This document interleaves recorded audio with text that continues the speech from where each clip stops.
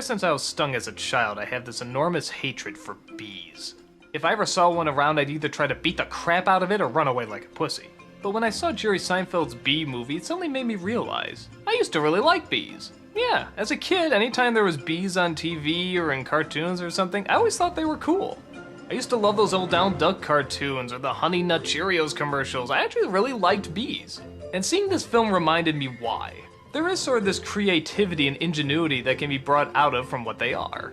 And this movie takes full advantage of that, using their jobs, their homes, their abilities, and even their coordination to make some really memorable, funny scenes. So what's the story? Jerry Seinfeld is a bee who's just graduating from bee school, I guess. You'll never guess what he got on his report card. And a perfect report card. All bees. Yeah, there's a few other bad puns like that too. But he has a problem. He doesn't like the idea that he's going to be assigned to one job for the rest of his life. So he decides to go out and see the world before he does. Alright, so this is going to be like Ants, right? Where he's trying to fight for free will and the individual and such. Actually, no, he comes across a woman played by Renee Zellweger and decides to reveal that he can actually talk, and they share a nice relationship together. Okay, so what? Everyone's going to say you can't date a human and it's going to be fighting against prejudices there? Actually, no! When he discovers that honey is being used by humans, he decides to sue the human race. And it turns into this gigantic trial, trying to show that bees are people too.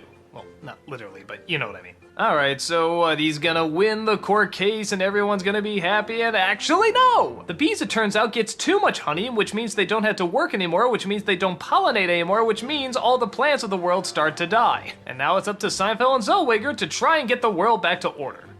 You know what? Freaking kudos to this movie. I honestly had no idea where it was gonna go.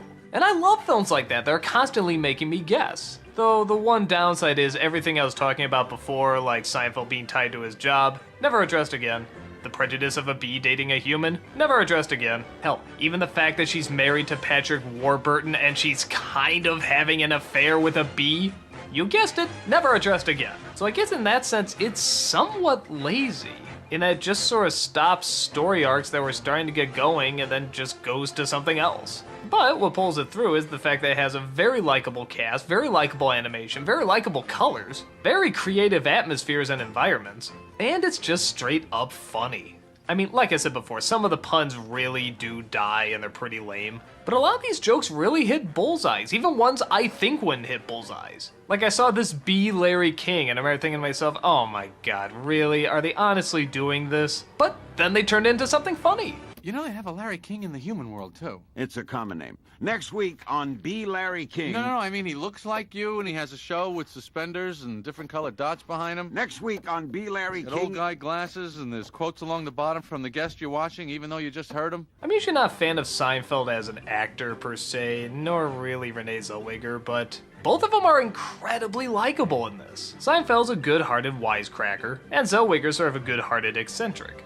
Even the side characters like Patrick Warburton, Chris Rock as this laid-back mosquito, or Matthew Broderick as the best friend. Yes, even Broderick's tolerable in this. But on top of that, the ideas for this world they create are just so likable, and I don't know, it just brought me back to being a kid again. I mean, listen to some of these ideas. Wow, what does that do? Catches that little strand of honey that hangs after you pour it. Saves us millions. And on top of that, I think there's something about DreamWorks animation that I don't know what they do, but they can really simulate motion well, particularly flying.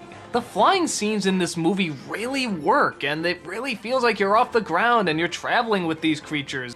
Even getting stuck to a car, you feel like you're really on that car being pushed against the windshield. I really didn't expect to like B-Movie going into it, and yeah, some parts don't work. I mean, some of the animation is a little odd, particularly on the humans. Some of the puns can get old, and the story is sort of all over the place. But I still liked the characters, the ingenuity, the creativity, and the spontaneity of it. I was pleasantly shocked by it, and was really happy to see it. It's one of the few movies I wish would be re-released on the big screen, maybe even in 3D. I love to see these moments on the big screen. I think I sort of missed out. So I guess if you're looking for a movie that has a little bit more depth or story arc to it, you're probably not going to find it here. But if you're looking for something lighthearted with some good laughs, some good voice acting, and a lot of creative designs and animation, then I say B-Movie is definitely a flick to check out.